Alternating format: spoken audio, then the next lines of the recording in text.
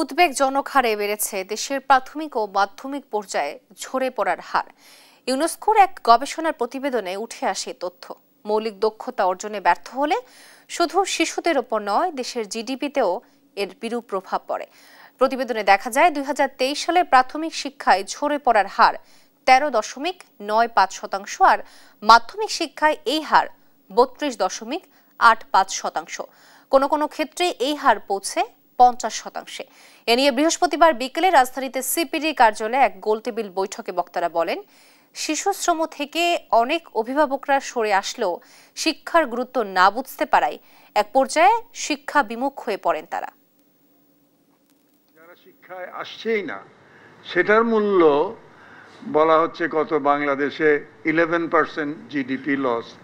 আর শিক্ষায় আসছে কিন্তু যথেষ্ট স্কিল দক্ষতা অর্জন করছে না, সেটার মূল্য অনেক বেশি। টিচারদেরকে আমরা একেবারে বলির পাঠা করে রাখছি যে এরা আসলে শিক্ষাটা দিতে চায় না।